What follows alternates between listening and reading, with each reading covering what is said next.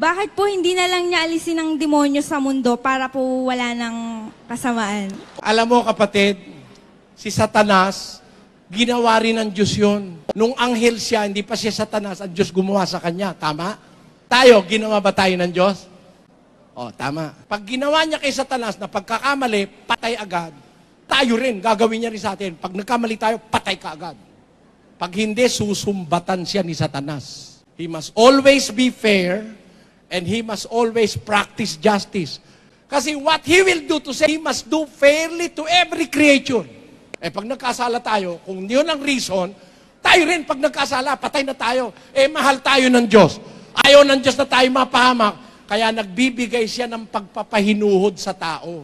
Ganon din kay Satanas, hindi niya agad pinapatay o pinupuksa. May appointed time para doon. Sapagkat siya'y nagtakda ng isang araw na kanyang ipaghuhukom sa sanglibutan. Hindi na natin pwedeng baguhin, nakatakda na yung isang araw na yon.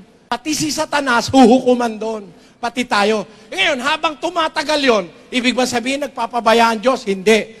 3:15 ng ikalawang Pedro, Inyong ariin na ang pagpapahinuhod ng ating Panginoon ay pagliligtas. ang long suffering ng Diyos ay pagliligtas. Hanggang hindi pa siya nagpaparusa, gusto niya pa tayong magsisi. Gusto niya pa tayong maligtas.